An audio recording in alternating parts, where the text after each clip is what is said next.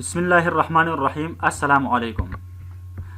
आज हमारा lecture number 17 है in text book of econometrics by example which is written by Gujarati. ये हमारा चैप्टर 2 है functional forms of regression model part 11। इस लेक्चर में हम चैप्टर 2 की एक्सरसाइज की सोल्यूशन जो है वो स्टेप बाय स्टेप जो है वो सॉल्व करेंगे। ठीक है।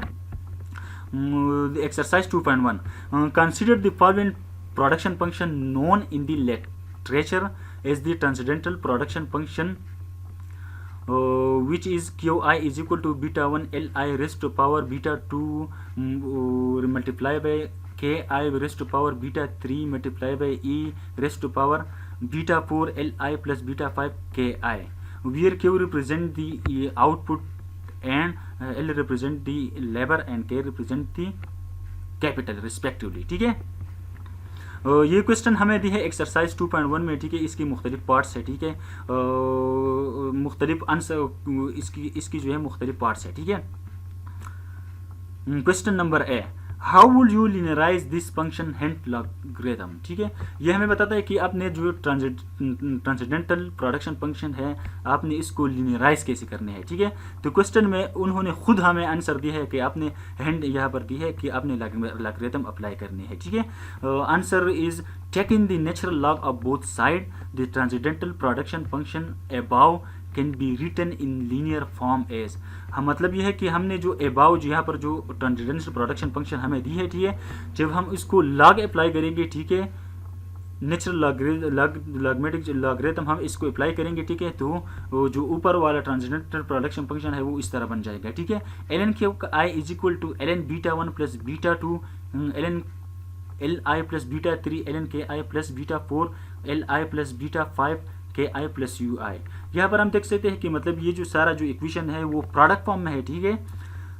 तो लॉगमेटिक में ये खासियत है कि ये जो पावर जो है वो बेस में लाता है। ठीक है। और इंडिविजुअली जो है वो वेरिएबल के साथ लगते हैं। ठीक है। और वो ये सारा जो मॉडल है वो जो है वो एडिशनल फॉर्म में जो है इस तरह लगा है। ठीक है।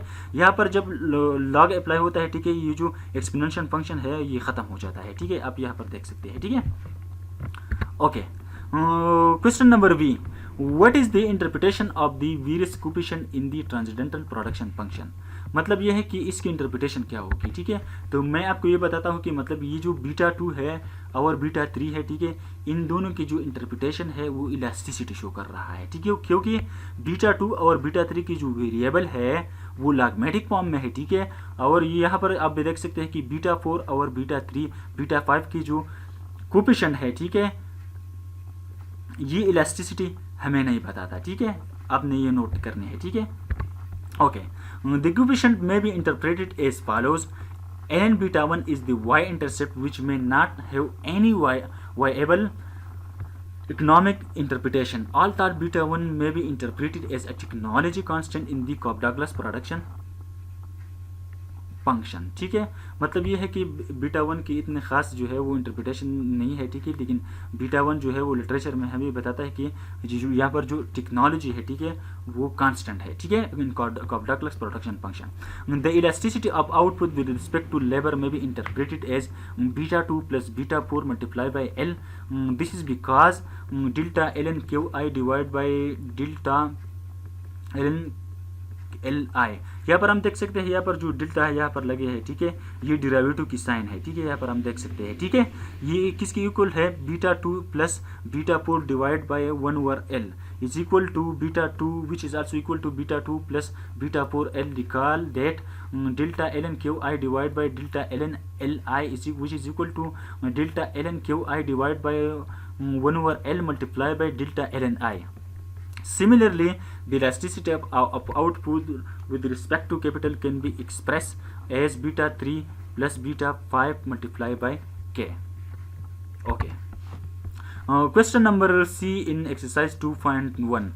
Given the data in table 2.1, estimate the parameter of the transcendental production function. यहाँ पर हमें ये दी है। ठीक है। आप यहाँ पर देख सकते हैं। ठीक है। ये मैं हमें कहता है कि ये मॉडल आपने एस्टिमेट करनी है। ठीक है। तो ये मॉडल मैंने एस्टिमेट कर ली है। ठीक है। अब यहाँ पर आप लोग देख सकते हैं। ठीक है। मैं अभी दोबारा आप लोगों के सामने ये मॉडल जो है यूज़ में प्रैक्टिकली जो है वो एस्टिमेट कर लेता हूँ, ठीक है। तो सबसे पहले मैंने अपना डेटा फाइल ओपन कर लिया। कौन सा डेटा फाइल? जो हमने प्रीवियस लेक्चर में इकोनॉमेट्रिक्स बाय एग्जांपल की बुक से हमने डाउनलोड किया था, ठीक है। तो ये डेटा फाइल हमारा वही है टेबल। जब आप अपना एक्सेल फाइल ओपन करोगे तो टेबल 2_1 को ओपन करो, ठीक है। इस तरह जो है एक्सेल शीट ओपन हो जाएगा। तो हमने लेबर कैपिटल आउटपुट इस ये वेरिएबल हमने सेलेक्ट करने हैं, ठीक है। कंट्रोल C कर लिया, ठीक है। और इसके बाद जो है हमने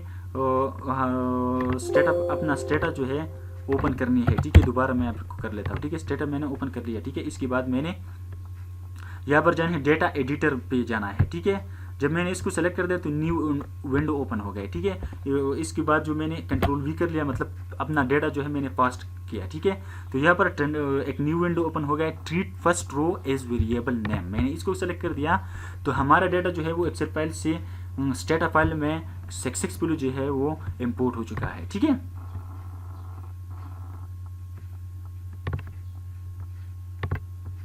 ओके, अभी मुझे करने हैं, मैं अपने स्टेटअप पे आ गया हूँ, ठीक है। कमांड में आ गया हूँ, ठीक है। अब मुझे ट्रांसेंडेंटल प्रोडक्शन फंक्शन जो है वो एस्टिमेट करनी है, ठीक है। तो यहाँ पर मैंने एक कमांड लगाई, रिग्रेशन की कमांड लगाई, ठीक है। इसके बाद जो है मैंने अपना डिपेंडेंट वेरिएबल लिखना है, ठीक है। तो मेरा डिपेंडेंट वेरिएबल जो है वो ln आउटपुट है, ठीक है। इसके बाद जो है अपना सारा इंडिपेंडेंट वेरिएबल लिखने हैं। तो मेरा independent variable first one is ln labour है, second one is ln capital है, and the third one is labour, and the last one is capital, ठीक है। या आई रिपीट, मतलब आपने रिग्रेस कमांड लगानी है, ठीक है। इसके बाद जो है अपना डिपेंडेंट वेरिएबल लिखने हैं और बाकी जो अपना सारा इंडिपेंडेंट वेरिएबल लिखने हैं। इसके बाद मैंने इंटर कर दिया तो हमारा जो ट्रांसेंडेंटल प्रोडक्शन फंक्शन जो है वो सक्सेसफुली जो है वो एस्टिमेट हो चुका है, ठीक है। ओके,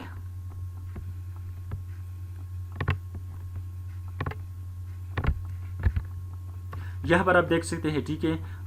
β1 इज इक्वल टू β1 की जो कोफिशिएंट आई है, ठीक है, वो हमारे साथ 3.94 है। हमें पता है कि ये जो β1 की जो कोफिशिएंट है, ठीक है, वो लॉगरिथमिक फॉर्म में है, ठीक है। तो यहाँ पर हमने एक्सपोनेंशियल अप्लाई कर दिया, ठीक है। तो जब हमने इसको एक्सपोनेंशियल अप्लाई किया, ठीक है, तो वो 51.9271 बन गया है, ठीक है। इस तरह β2 की जो वैल्यू है वो 0.52 है और β3 की जो वैल्यू है वो 0.47 है, ठीक है। और β4 की जो वैल्यू है वो -2.52E-07 है, ठीक है। और β5 की जो वैल्यू है वो 3.55E-08 है, ठीक है। Evaluated eight the mean value of labour, ठीक है। ये जो सारा हमने ये सारे मीन वैल्यू जो आते हैं, ठीक है, लेबर की, ठीक है, वो हमारे साथ आते हैं 373,914.5, ठीक है। The elasticity of output with respect to labour is 0.42 evaluated at the mean value of capital which is 25,181. The elasticity of output with respect to capital is 0.5612. यहाँ पर मैंने बताया कि मतलब जो कैपिटल की जो इलास्टिसिटी है, लेबर की जो इलास्टिसिटी है वो 0.52 है और कैपिटल की जो इलास्टिसिटी है वो 0.47 है, ठीक है। और ये जो है वो जो है ये लेबर जो है वो इतने आउटपुट को प्रोड्यूस कर रहा है और कैपिटल जो है वो इतने आउटपुट को प्रोड्यूस कर रहा है, ये एक्सपेक्टेड है, ठीक है। Okay, question number D. Suppose you want to test the hypothesis that β4 is equal to β5 is equal to 0. How will you test these hypotheses? Show the necessary calculation.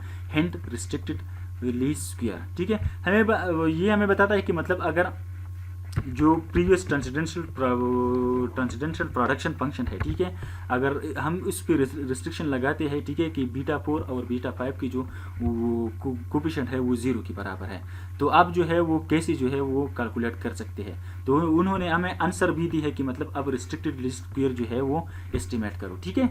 हम इसको टेस्ट करेंगे कि आया β4 और β5 की वैल्यू में एक्चुअली जो है वो 0 के बराबर है कि नहीं, ठीक है। और इसकी जो वेरिएबल है हमें अपने मॉडल में लेनी चाहिए या नहीं लेनी चाहिए, ठीक है। तो हम इसको जो है एफ टेस्ट के जरिए जो है हम इसको चेक कर सकते हैं, ठीक है। The answer is I would conduct an F test for the coefficient on labor and capital. The output in stata for this test gives the following. ये रिजल्ट हमें दी है स्टेटा ने, ठीक है। This shows that the null hypothesis of beta 4 beta 5 is equal to 0 can not be reject in favour of alternative hypothesis of beta 4 beta 5 is equal to 0 is not is equal to 0. We made this question the choice of using a transcendental production function over a standard Cobb-Douglas production function. आप ये बात समझो कि मतलब जो transcendental production function है, ठीक है, इसमें बीटा 4 और बीटा 5 जो है वो 0 के बराबर नहीं है, ठीक है। और जो Cobb-Douglas प्रोडक्शन फंक्शन है, अगर ये नल हाइपोथेसिस इसकी क्या है, beta 4 beta 5 is equal to 0, अगर नल हाइपोथेसिस हम एक्सेप्ट कर लेते हैं, ठीक है, तो इसका मतलब ये है कि ये स्टैंडर्ड Cobb-Douglas प्रोडक्शन फंक्शन है, ठीक है। तो ये रिजल्ट जो है ये हम यहाँ पर देख सकते हैं, ठीक है। इसको एफ स्टैटिस्टिक का जो वैल्यू आ गया है वो 0.23 है, ठीक है। और जो एफ क्रिटिकल वैल्यू आया है, ठीक है, वो 0.7992 है। मतलब ये है कि वो F the critical value is greater than the f statistic value, we can accept the null hypothesis, ठीक है। तो हमें ये एक्सेप्ट करनी पड़ेगी, ठीक है, कि beta 4 beta 5 is equal to 0, ठीक है, ये हमने एक्सेप्ट कर लिया, ठीक है। बाकी जो नेसेसरी कैलकुलेशन है, ठीक है, जो रिस्ट्रिक्ट लीस्ट स्क्वायर है, वो अभी नेक्स्ट स्लाइड में हम डिस्कस करते हैं, ठीक है। सो पहले हम जो है वो स्टेटा हमें डायरेक्टली जो है वो कैसे बताता है, ठीक है। वो अभी मैं सबसे पहले अपने स्टेटा में पे आ गया, ठीक है। स्टेटा के बाद मैंने यहाँ पर सिंपली जो है टेस्ट लिखा, ठीक है। टेस्ट के बाद मैंने यहाँ पर लेबर लिखा और कैपिटल लिखा, ठीक है, जिस वेरिएबल पे हमने रिस्ट्रिक्शन लगानी है, ठीक है। तो यहाँ पर बीटा 4 है, बीटा 4 की जो बीटा 4 जो है वो लेबर की कोएफिशिएंट है, ठीक है, और बीटा 5 जो है वो कैपिटल कोएफिशिएंट है, ठीक है। इस पे हमने रिस्ट्रिक्शन लगानी है, तो मैंने इंटर कर लिया, ठीक है। यहाँ पर जो है डायरेक्टली जो है स्टेटा ने हमें बताया कि नल हाइपोथेसिस एक्सेप्ट, मतलब ये है कि बीटा 4 और बीटा, मतलब ये है कि लेबर और कैपिटल की जो कोएफिशिएंट है, ठीक है, वो 0 के बराबर है, ओके। ये तो हमें स्टेटा ने हमें बताया, ओके। अभी जो है हम रिस्ट्रिक्टेड लीस्ट स्क्वायर जो है वो एस्टिमेट कर लेते हैं, ठीक है। सबसे पहले we can also use restricted least square and perform the calculation by hand by conducting an F test as follows. यहाँ पर जो कंपैरिजन ऑफ मॉडल जो है वो एफ स्टैटिस्टिक हमें बताता है, ठीक है। फिर एफ स्टैटिस्टिक जो है वो फैसला करेगा कि हमने नल हाइपोथेसिस एक्सेप्ट करनी है या नल हाइपोथेसिस हमने रिजेक्ट करनी है, ठीक है। तो एफ स्टैटिस्टिक की फार्मूला है F is equal to R S S R. R S S R यह हमें बताता है कि residual sum of square of the restricted model, ठीक है, minus R S S U R. R S S U R represent the residual sum of square of the unrestricted model divide by N minus K. N हमें जो N हमारे जो number observation है, ठीक है, और के जो डिग्री ऑफ के जो हमने मॉडल जितने मॉडल हमने एस्टिमेट की है, plus 2 minus N plus K, ठीक है, divide by R S S U R divide by N minus K. ये एफ स्टैटिस्टिक की फार्मूला है, ठीक है। इसमें कुछ स्टेप है, ठीक है। First step run unrestricted model and then obtain residual sum of square of the unrestricted model. सबसे पहले ये बताता है कि मतलब आपने सबसे पहले जो है अनरिस्ट्रिक्टेड मॉडल एस्टिमेट करने हैं। तो अनरिस्ट्रिक्टेड मॉडल क्या है? अनरिस्ट्रिक्टेड मॉडल वही मॉडल है जो ओरिजिनल ट्रांसेंडेंटल प्रोडक्शन फंक्शन है, जो हमने पहले भी एस्टिमेट की है। ये जो है ये अनरिस्ट्रिक्टेड मॉडल है, ठीक है, ये नोट करनी है आपके। अनरिस्ट्रिक्टेड मॉडल ये भी है इसलिए है क्योंकि इस पे हमने रिस्ट्रिक्शन नहीं लगाए है, क्योंकि हमने बीटा 4 और बीटा 5 की जो वेरिएबल है वो भी हमने इसमें शामिल की है, इसलिए हमें जो है इसको अनरिस्ट्रिक्टेड मॉडल कहते हैं, ठीक है। ये हमारा अनरिस्ट्रिक्टेड मॉडल है, ठीक है। And obtain the residual sum of square of the unrestricted model. यहाँ पर जो आप रेसिडुअल 3.38 जो है ये हमारे साथ रेसिडुअल सम ऑफ स्क्वायर है ऑफ अनरिस्ट्रिक्टेड मॉडल की, ठीक है। ये इसलिए हम कैलकुलेट करते हैं क्योंकि हम एफ स्टैटिस्टिक के फार्मूले पे हम यूज़ करते हैं, ठीक है। तो R S S U R जो है वो इसकी वैल्यू जो है हम यहाँ पर एफ स्टैटिस्टिक की फार्मूले में हम यहाँ पर पुट करने वाले हैं, ठीक है। ये तो हमने एस्टिमेट कर दिया और हमने ऑब्टेन कर दिया, ठीक है, residual sum of square of the unrestricted model, ठीक है। Okay, the second step is run the restricted model. ये जो मॉडल है, ठीक है, इसके ऊपर आपने रिस्ट्रिक्शन लगाने हैं कि बीटा 4 और बीटा 5 जो है वो 0 के बराबर है, ठीक है। मतलब ये है कि रिस्ट्रिक्टेड मॉडल में हमने एल आई और के आई की जो वेरिएबल है वो हमने नहीं लेनी है। तो आप यहाँ पर देख सकते हैं कि बीटा 4 और बीटा 5 को हमने 0 का कंसीडर कर दिया, ठीक है। तो ये हमारा रिस्ट्रिक्टेड मॉडल बन गया, ठीक है। और हम क्या कौन सा मॉडल हम एस्टिमेट करेंगे, ठीक है। L N Q I is equal to L N beta 1 plus beta 2 L N L I plus beta 3 L N K I plus you आई। ये हमारा रिस्ट्रिक्टेड मॉडल है, ठीक है।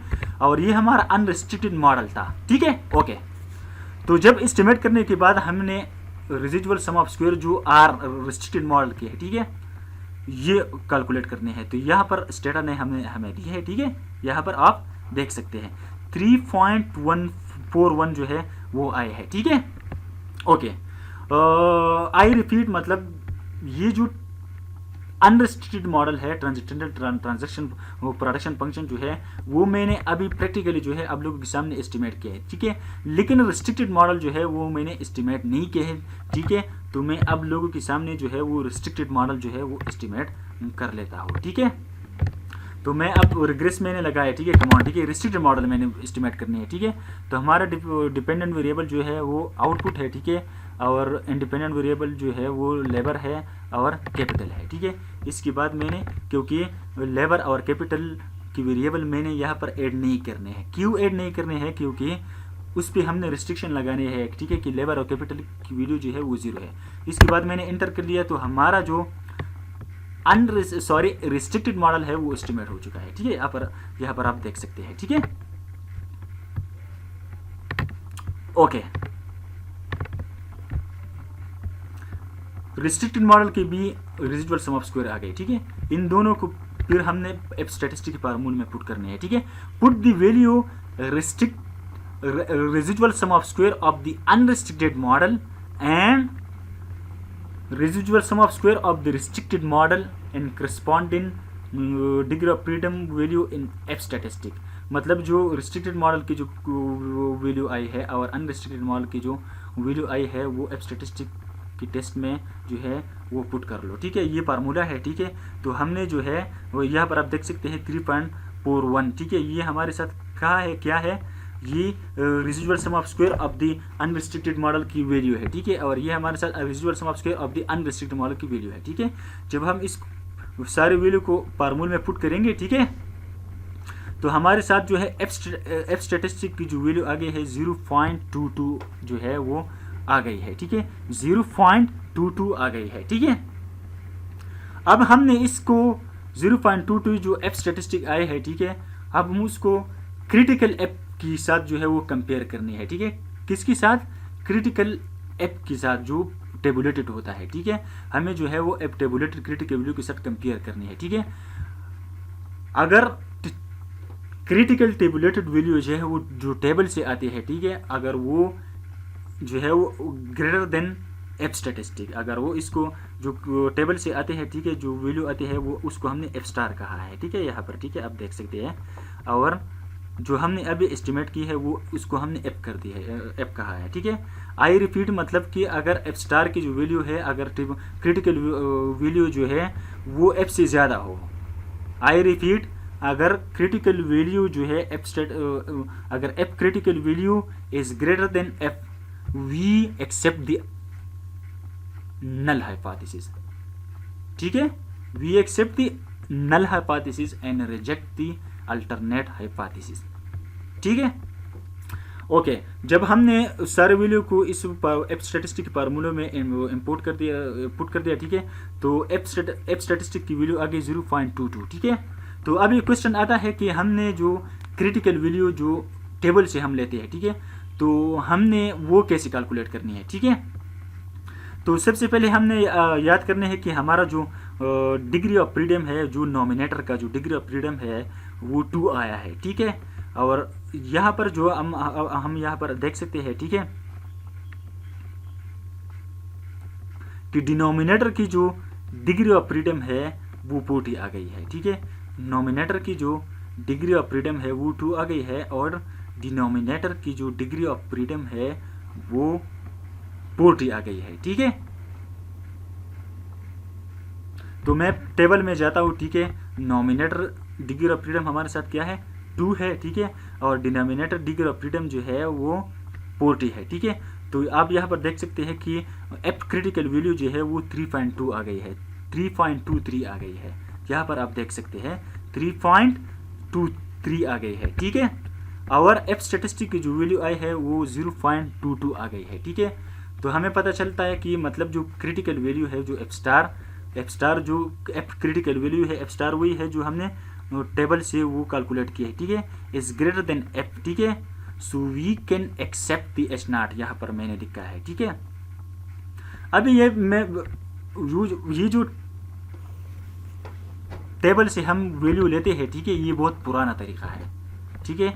ये जो मैंने टेबल से वैल्यू ली है ये बहुत ज़्यादा पुराना तरीका है, ठीक है। तो अभी जो है लोग एडवांस हो चुके हैं, ठीक है। तो हमने जो है एक्सेल में भी हम जो है ये जो क्रिटिकल वैल्यू है एफ डिस्ट्रीब्यूशन की जो क्रिटिकल वैल्यू आई है, ठीक है, ये जो 3.23 है, ठीक है, इसको हम एक्सेल में भी थ्रू कमांड कर सकते हैं, ठीक है। अभी मैं आपको कर के दिखाता हूँ, ठीक है। यहाँ पर हम एक्सेल की शीट पे मैं आ गया, ठीक है। यहाँ पर मैंने कमांड लगाए is equal to F dot inverse dot R T, ठीक है। सबसे पहले हमने प्रोबेबिलिटी वैल्यू लगानी है, तो हमें probability value 5% level of significance लेना चाहिए, 0.05, ठीक है, ये 5% है, ठीक है। और हमारा नोमिनेटर की डिग्री ऑफ फ्रीडम जो है वो 2 है, ठीक है, और डिनोमिनेटर डिग्री ऑफ फ्रीडम जो है वो 4 है, ठीक है। इसके बाद जो है मैंने ट्रू लिखा, ठीक है, ट्रू लिखने की ज़रूरत नहीं है, ठीक है, और देन इंटर। सॉरी इसमें कुछ एरर आ रहा है, ठीक है। मैं इसके साथ जो है वो मैं यहाँ पर मैंने कमांड लिखा है, ठीक है, F inverse dot R T, यहाँ पर मैंने 4 लिखा है, सारे कुछ मिस्टेक है, ठीक है, यहाँ पर 40 लिखने हैं। आई रिपीट मतलब अब हमने क्या करने हैं कि मतलब अपना प्रोबेबिलिटी लिखनी है, ठीक है। प्रोबेबिलिटी के बाद जो है नोमिनेटर की डिग्री ऑफ फ्रीडम लिखनी है, ठीक है, और फिर जो है डिनोमिनेटर की डिग्री ऑफ फ्रीडम लिखनी है। इंटर के बाद जो है हमारा जो है 3.23 जो है वो एफ डिस्ट्रीब्यूशन की क्रिटिकल वैल्यू आ गई है, ठीक है। ओके, यहाँ पर हम देख सकते हैं, ठीक है, जब हमने इसको क्रिटिकल वैल्यू जो है वो थ्रू कमांड भी हम कर सकते हैं, ये हमारे साथ 3.23 आ गई है, ठीक है। यहाँ पर हम देख सकते हैं कि एफ स्टार जो है वो जो क्रिटिकल वैल्यू है is greater than F statistic, we can accept the H naught, ठीक है। Since 0.225 is less than the critical F value of 3.23 for 2 degree of freedom in the numerator and 40 degree of freedom in the denominator rounded using statistical table, we cannot reject the hypothesis of beta 4 beta 5 is equal to 0 at the 5% level of significance।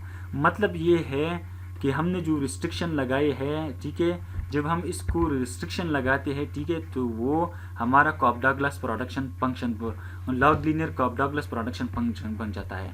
तो हमने जो restriction यहाँ पर लगाई है वो acceptable है, वो कहता है कि मतलब आप लगा सकते हो, ठीक है। Okay, question number E, how would you compute the output labour and output capital elasticity for the model, are they constant or variable, ठीक है। ये हमें बताता है कि मतलब आपके लेबर आउटपुट लेबर और आउटपुट कैपिटल की जो इलास्टिसिटी है, ठीक है, वो आप कैसे लेोगे, वो तो हमने प्रीवियस लेक्चर में प्रीवियस स्लाइड में हमने डिस्कस की है, ठीक है। ये कांस्टेंट है कि वेरिएबल है, ठीक है। तो see answer 2b and 2c above, since the value of L and K are used in computing the elasticity, they are variable। तो हमारा आंसर ये है, ठीक है, कि जो हमने इलास्टिसिटी कैलकुलेट की है जो क्वेश्चन ठीक है क्वेश्चन बी और क्वेश्चन सी में हमने की है, ठीक है, तो वो वेरिएबल है, ठीक है। Exercise 2.22 how will you compute the output labour and output capital elasticity पर the linear production function given in table 2.3, ठीक है। यह हमें बताता है कि जो टेबल 2.3 जो हमने मॉडल एस्टिमेट की थी, ठीक है, उसमें आप इलास्टिसिटी कैसे कैलकुलेट करोगे। बात समझ में आ गई ठीक कि नहीं, ठीक है। ये जो है ये डिपेंडेंट वेरिएबल जो है वो हमारा आउटपुट है, ठीक है, और इंडिपेंडेंट वेरिएबल जो है वो लेबर है और कैपिटल है, ठीक है। यहाँ पर आप देख सकते हैं मैं आप लोगों के साथ दोबारा जो है वो टेबल 2_1 का डेटा यूज़ करता हूँ, ठीक है, और आप लोगों के सामने जो है वो रिजल्ट जो है वो एस्टिमेट कर लेता हूँ, ठीक है।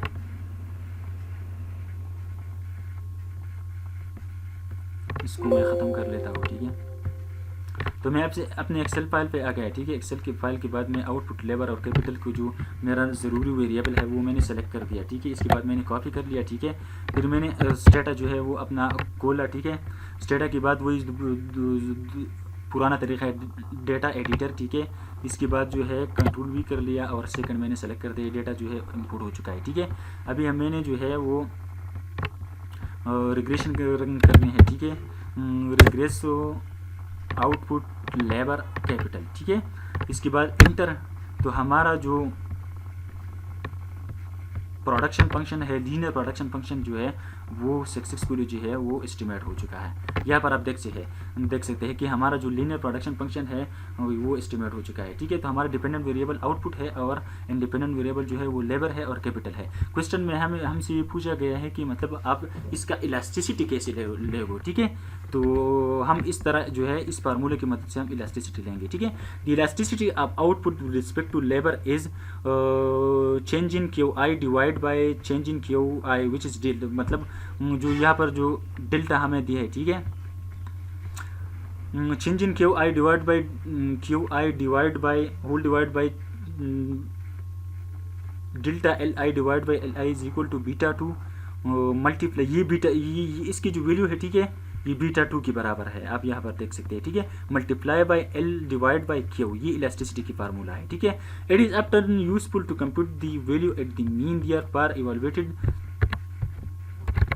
evaluated the mean value of labor and output. The output labor elasticity is beta 2 multiplied by L dash represent the mean of labor divided by Q dash represent the mean of output which is equal to 47.98736, ठीक है।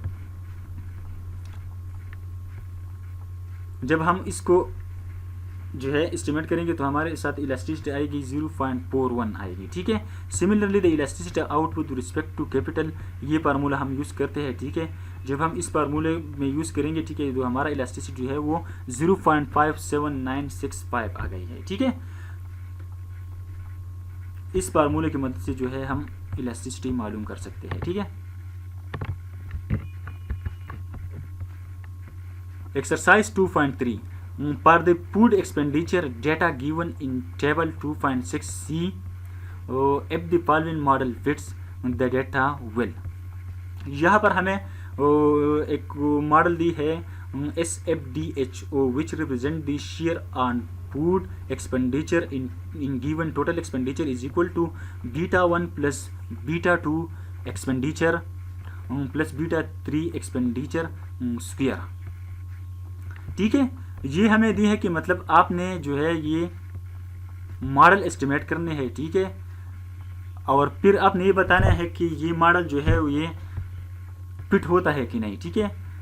ये मैंने already जो है estimate की है, तो मैंने क्या कर लिया, ठीक है। हमारा जो डिपेंडेंट वेरिएबल है, ठीक है, वो मैंने ली है, ठीक है, SFDHO, ठीक है, और इंडिपेंडेंट वेरिएबल जो है वो एक्सपेंडिचर है, ठीक है, और एक्सपेंडिचर स्क्वायर है, ठीक है। ये हमने पहले से जो है वो एस्टिमेट की है, ठीक है। तो मैं आपको दोबारा जो है वो टेबल 2_8 की डेटा फाइल जो है वो ओपन कर लेता हूँ, ठीक है। टेबल 2_8 जो है वो डेटा फाइल जो है मैंने ओपन कर लिया, ठीक है। यहाँ पर आप देख सकते हैं, ठीक है। इन सारे डेटा को जो है मैंने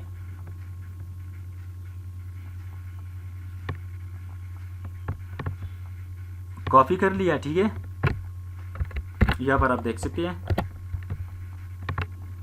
और फिर जो है मैं स्टेटा में गया, ठीक है। स्टेटा पे आता हूँ, ठीक है।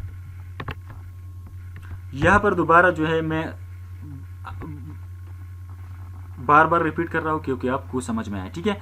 डेटा एडिटर पे क्लिक करने हैं, इसके बाद जो है कंट्रोल वी लगानी है और treat first row as variable name, सही है, ठीक है। यहाँ पर हम देख सकते हैं कि हमारा डेटा इंपोर्ट हो चुका है, ठीक है। तो हमारा डिपेंडेंट वेरिएबल कौन सा है? हमारा डिपेंडेंट वेरिएबल जो है वो SFDHO है, ठीक है। मैंने रिग्रेस की कमांड लगानी है, यहाँ पर SFDHO हमारा डिपेंडेंट वेरिएबल है, और हमारा दूसरा इंडिपेंडेंट वेरिएबल जो है वो एक्सपेंडिचर है, ठीक है। सॉरी मैंने वो वेरिएबल जो है वो पूरा जो है वो मैंने इंपोर्ट नहीं किया, ठीक है। मैं दोबारा जो है वो इसको इंपोर्ट कर लेता हूँ, ठीक है।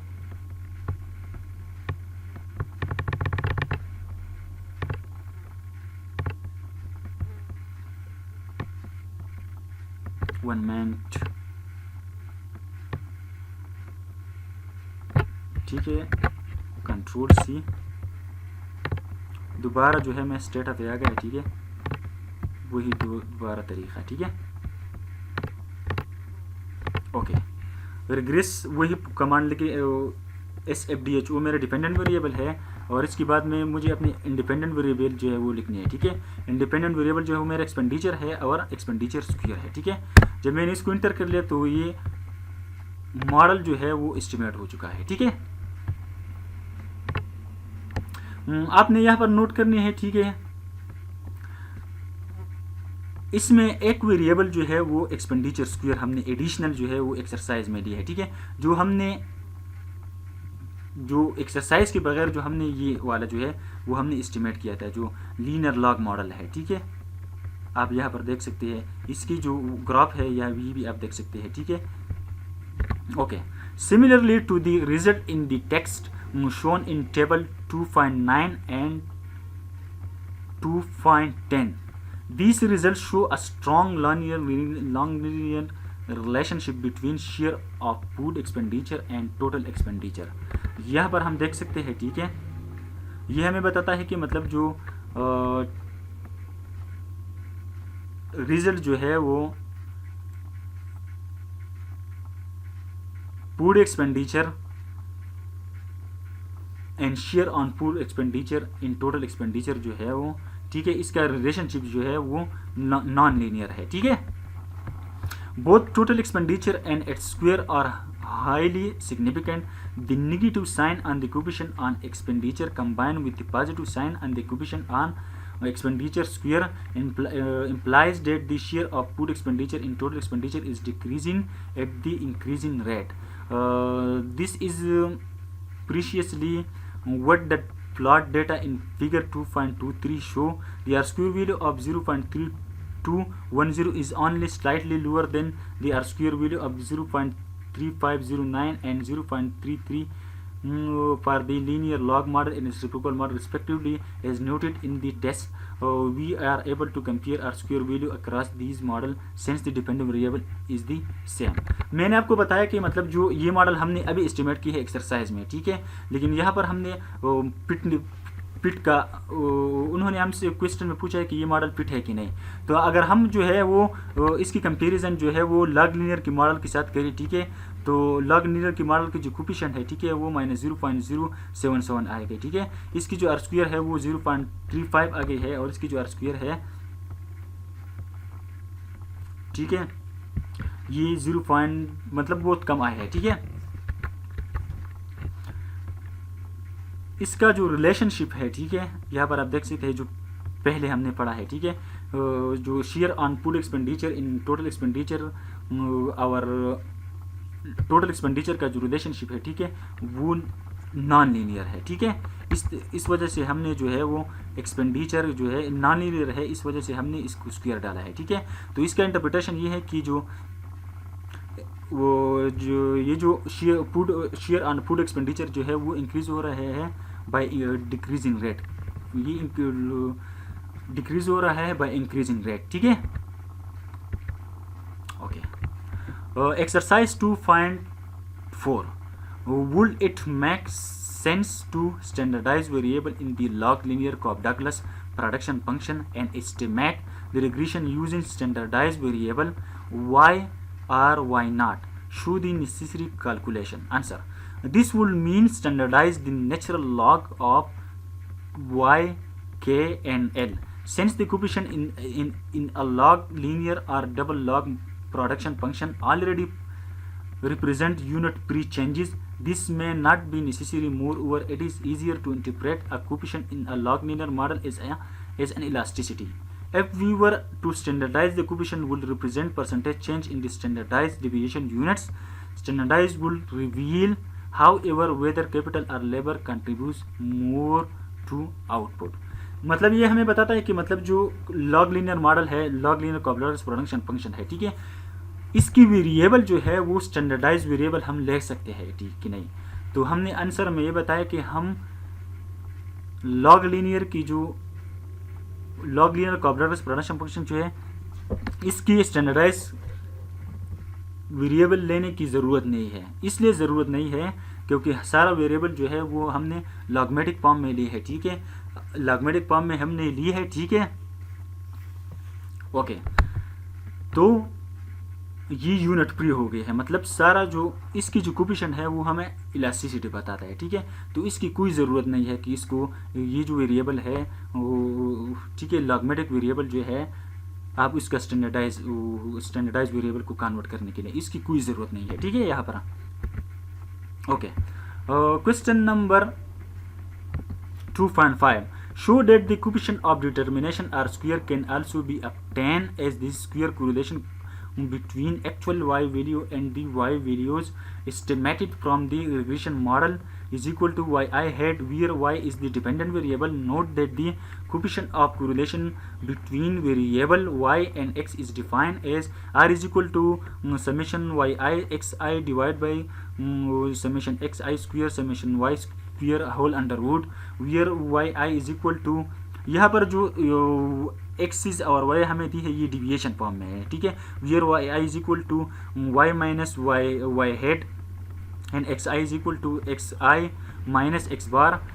Also note that mean value of yi and y head are the same, namely y bar. Answer. The estimated y values from the regression can be written as yi is equal to beta 1 plus beta 2 xi. Taking deviation from the mean, we have, जब हम इसका deviation लेते हैं, ठीक है, we have yi head is equal to beta 2 xi. Therefore this square correlation between actual y value and the y value estimated from the regression model is represented by, which is written as r is equal to summation y head divided by summation y square multiply by summation y head square whole under root, which is equal to, इसकी जो y यहाँ पर जो y head है, ठीक है, यहाँ पर इसकी जगह जो है यहाँ पर हम बीटा 2 मल्टीप्लाई बाई x1 जो है वो पुट करेंगे, ठीक है। इसके बाद जो है ये हम इस तरह लिख सकते हैं, ठीक है, बीटा 2 समेशन वाई आई एक्स आई, ठीक है। और हम जो है इन दोनों को जो है हम कैंसिल करेंगे, ठीक है। इस तरह जो है हमारे साथ एक न्यू जो है एक फार्मूला बन जाएगा, which is the coefficient of correlation. If this is square we obtain the coefficient of determination, ठीक है. Exercise 2.6, table 2.15 gives cross country data for 83 countries on per worker GDP and corruption index for 1998. 2.6 question number A, plot the index of corruption against per worker. ये हमें बताता है कि मतलब एक data file है, ठीक है, जो डेटा फाइल है, ठीक है, ओके, ये वही डेटा फाइल है जो मैं ढूंढ रहा हूँ, ठीक है, इसलिए मैं आपको डिटेल में बताता हूँ। टेबल 2 अंडरस्कोर 14, ठीक है, टेबल 2, ये वही डेटा फाइल है, ठीक है। ये कहता है कि मतलब जो करप्शन और जीडीपी की जो डेटा है, ठीक है, आई रिपीट, मतलब जो करप्शन और जीडीपी की जो डेटा है, ठीक है, जो कलेक्ट हुआ है 83 कंट्रीज के लिए, तो ये हमें बताता है कि इन दोनों का जो रिलेशनशिप है इसको प्लॉट करो, इसको क्या करो, प्लॉट करो, इसको प्लॉट करो, ठीक है। मैं इसको जो है इसका ग्राफ लेता हूँ, ठीक है, एक्सेल में, सॉरी ये तो नहीं होता, अभी इसको एडिट कर लेता हूँ, ठीक है।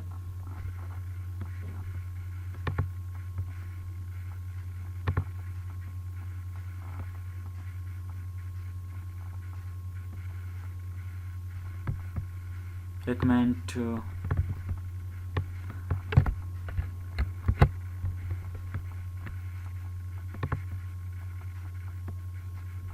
इस तरह जो है हमारे साथ ग्राफ बन जाएगा, ठीक है, यहाँ पर हमने ये दी है, ठीक है। तो इसकी रिलेशनशिप हम देख सकते हैं कि मतलब जो स्कैटर प्लॉट हमने दी है, ठीक है, जीडीपी और करप्शन की, तो हम इसको अगर लीनियर ट्रेंड जो है हम लगाएंगे, ठीक है, जिस तरह हमने इस मॉडल यहाँ पर लगाई है, ठीक है, तो आप यहाँ पर देख सकते हैं इसकी जो रिलेशनशिप है वो क्लोज रिलेटेड है, नॉन लीनियर, मतलब जो जीडीपी और करप्शन की जो रिलेशनशिप है वो नॉन लीनियर रिलेशनशिप है, ये मुझे ये बताना था, ठीक है, ठीक है। यहाँ पर आप देख सकते हैं question number B in given exercise 2.6, based on this plot what might be an appropriate model relating corruption index to for worker GDP, मतलब आपने कौन सी मॉडल जो है आप जो है ये बताता है हमें कि मतलब आपने सिर्फ जो है वो ग्राफ को देखनी है, ठीक है, और ये बताना है, ग्राफ से ये अंदाज़ा लगाना है कि आपने कौन सा मॉडल जो है ये इस पे फिट होता है, ठीक है। A slightly non linear relationship may be appropriate as it look as that corruption may increase at a decreasing rate with increase in GDP per capita। यह हमें बताता है कि मतलब विजुअल इंस्पेक्शन जो ग्राफ हमने यहाँ पर बनाए है, ठीक है, ये हमें बताता है कि ये स्लाइडली जो है लीनियर रिलेशनशिप हमें ये बताता है, ठीक है। तो लीनियर मॉडल जो है नॉन लीनियर जो है ये हमें बताता है, ठीक है, स्लाइडली नॉन लीनियर हमें बताता है, ठीक है, तो इसकी मॉडल जो है वो नॉन लीनियर होना चाहिए, ठीक है, okay. Question number C, present the results of your analysis, ये हमें बताता है कि रिजल्ट जो है वो हमें रिजल्ट चाहिए, results of the your analysis, ये बताता है कि मतलब आपने जो ग्राफ ली है, ठीक है, इसकी रिजल्ट हमें चाहिए। आपने जो बताया कि मतलब ये आपने बताया कि मतलब आपने नॉन लीनियर रिलेशनशिप ये एग्जिस्ट कर रहा है, तो ये इसका मतलब ये है कि आपने नॉन लीनियर जो है वो इसकी रिजल्ट हमें दे दो, ठीक है। तो यहाँ पर मैंने जो है ये सॉल्व की है, ठीक है, डिपेंडेंट वेरिएबल जो है वो हमारा करप्शन है, ठीक है, और इंडिपेंडेंट वेरिएबल जो है वो जीडीपी है, और जीडीपी का फिर हमने स्क्वायर भी ली है। स्क्वायर हमने इसलिए ली है क्योंकि इसका रिलेशनशिप जो है ग्राफ से हमें मालूम होता है कि ये नॉन लीनियर है, ठीक है। तो अब जो है मैं प्रैक्टिकली जो है जो पहले मैंने ये एस्टिमेट की है, मैं दोबारा जो है वो आप लोगों के सामने इसको एस्टिमेट कर रहा हूँ, ठीक है। तो मुझे क्या करने पड़ेगी, ठीक है, सबसे पहले जो है मैं अपने डेटा फाइल पे चला गया, ठीक है, ये मेरा डेटा फाइल है, ठीक है, ओके। ये यहाँ पर हमने एक न्यू कॉलम जनरेट करनी है, ठीक है, जीडीपी स्क्वायर के नाम से, ठीक है, क्योंकि ताकि बाद में मसला ना हो, ठीक है, स्क्वायर के नाम से, ठीक है, इसका हमने स्क्वायर लेने हैं, ठीक है, इज इक्वल टू कमांड लगानी है, ठीक है, इसके ऊपर जो है मतलब ये जो जीडीपी का जो सीरीज है इसका मैंने स्क्वायर ले लिया, सिंपली ये मैं बताना चाहता हूँ, ठीक है। जब मैंने इसका स्क्वायर ले लिया, ठीक है, जो मैं इसको मैंने नीचे की तरफ जो है ड्रैग कर दिया, ठीक है, इस तरह हमारा ये जो स्क्वायर है ये बन गया है, ठीक है। डेटा में जो है जीडीपी का स्क्वायर नहीं था, तो इस वजह से मैंने जो है एक न्यू वेरिएबल जो है वो जनरेट की, ठीक है। तो मैं इस डेटा को स्टेटा पे इंपोर्ट कर रहा हूँ, ठीक है, कंट्रोल सी ठीक है। और यहाँ पर मैं स्टेटा के ऊपर आ गया, ठीक है, और यहाँ पर मैंने सिंपली जो है पेस्ट कर लिया, ठीक है, और सिंगल सेकंड को मैंने सेलेक्ट कर दिया। तो हमारा जो डेटा है, ठीक है, वो एक्सेल फाइल से यूज में सक्सेसफुली जो है सारी जो हमारा डेटा है वो एक्सेल फाइल से इस डेटा में सक्सेसफुली जो है वो इंपोर्ट हो चुका है, ठीक है। तो हमारा डिपेंडेंट जो है सबसे पहले मुझे रिग्रेशन रन करनी है, ठीक है। तो मेरा डिपेंडेंट वेरिएबल जो है वो करप्शन है, ठीक है, ठीक है। और इंडिपेंडेंट वेरिएबल जो है वो जीडीपी है, ठीक है। और सेकंड इंडिपेंडेंट वेरिएबल जो है वो जीडीपी स्क्वायर है, ठीक है। यहाँ पर मैंने लिया, जब मैंने इसको इंटर कर लिया तो हमारा रिग्रेशन जो है वो सक्सेसफुली जो है वो एस्टिमेट हो चुका है, ठीक है। यहाँ पर आप देख सकते हैं ये मैंने एस्टिमेट कर लिया, ठीक है। और प्रैक्टिकली इसलिए कर लेता हूँ कि मतलब आपको जो है इसकी अंडरस्टैंडिंग हो जाए, ठीक है। ये हमने एस्टिमेट कर लिया। Question number D, if you find a positive relationship between corruption and per capita GDP, how will you rationalise this outcome, ठीक है। मतलब ये बताता है कि अगर इसकी रिलेशनशिप जो है वो पॉजिटिव आ गई, अगर हम रिजल्ट को देखें, ठीक है, इसकी रिजल्ट जो है वो पॉजिटिव नहीं आया है, निगेटिव आया है, यहाँ पर हम देख सकते हैं, ठीक है। लेकिन क्वेश्चन में हमसे भी पूछा गया है, तो फिर भी मतलब हमें कंफ्यूज करने के लिए पूछा गया है कि अगर इसकी रिलेशनशिप जो है वो पॉजिटिव आए तो आप क्या रेशनलाइज करोगे, ठीक है। We find perhaps unexpected positive relationship because of the way corruption is defined, as the Transparency International website states. Since 1995, Transparency International has published each year the CPI ranking countries are scaled from 0 perceived to be highly corrupt to 10 perceived to have low level of corrupt. This means that higher value for the corruption index indicate less corruption. Therefore, countries with higher GDP per capita have lower level of corruption. तो हमें ये result में ये बताया कि मतलब कि इसकी वैल्यू जो है वो पॉजिटिव जो है वो नहीं हो सकती, ठीक है। इसकी वैल्यू जो है वो पॉजिटिव नहीं हो सकती।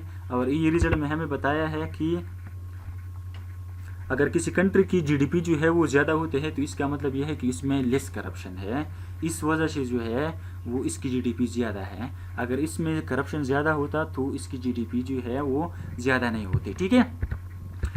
Thanks for watching my video, please subscribe to my YouTube channel. Thank you, Allah हाफिज़।